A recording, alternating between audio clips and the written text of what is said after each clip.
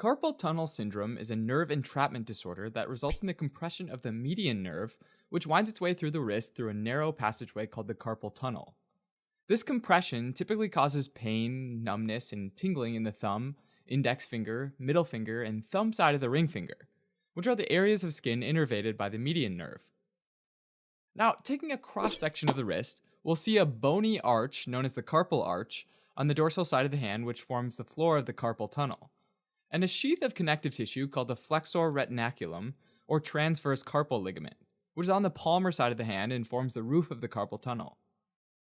Also, there are 9 flexor tendons, which go to the fingers and the thumb, as well as one nerve, the median nerve, which travels down the forearm and goes through the carpal tunnel.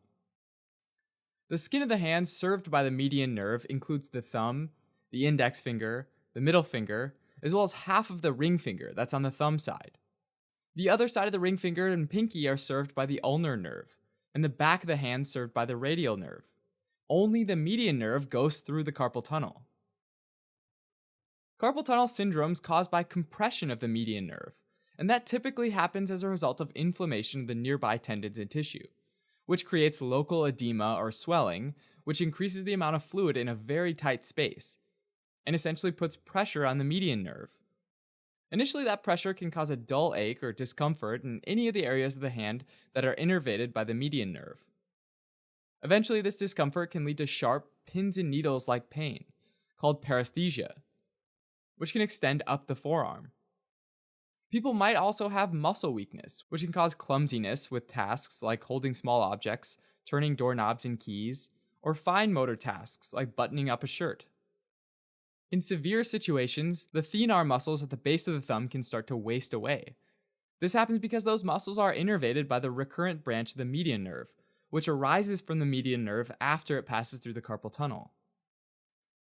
Basically, in a nutshell, any structure innervated by the median nerve downstream of the point of compression can be affected.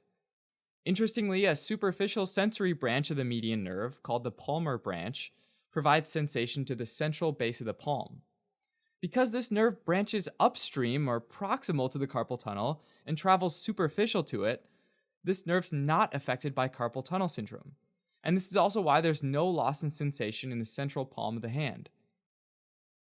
Typically, in carpal tunnel syndrome, both hands are affected because usually there's a repetitive stress injury, like typing, which causes inflammation in both wrists. This also explains why symptoms of carpal tunnel syndrome tend to be worse at night, after a day of use. Other risk factors of carpal tunnel syndrome include obesity or pregnancy, as well as having underlying conditions like rheumatoid arthritis, where there's joint inflammation from an autoimmune process that leads to the compression of the median nerve. Diagnosis of carpal tunnel syndrome can be made based on electrophysiological testing, description of symptoms, as well as physical tests. For example, Phelan's maneuver, where you flex the wrists as far as possible and then hold that position for a minute, results in numbness in the areas of the hand innervated by the median nerve in people with carpal tunnel syndrome.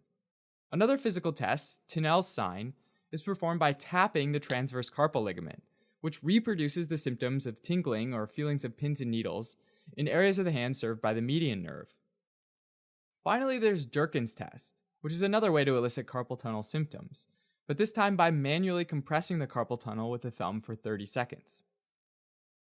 One major form of treatment is behavior modification, many of which are associated with hand positions while typing, which is a common cause of the problem. Changes like keeping the axis of the hands parallel to each other and the table, using a computer mouse instead of a trackpad, and wearing wrist supports and splints while typing can all be super helpful. Physical therapy in the form of stretching and isometric exercises can also help relieve symptoms. In more serious cases, it might be treated non-surgically by splinting or corticosteroid injection, but the definitive management often requires surgical division of the transverse carpal ligament to help open up the carpal tunnel and relieve the pressure on the median nerve.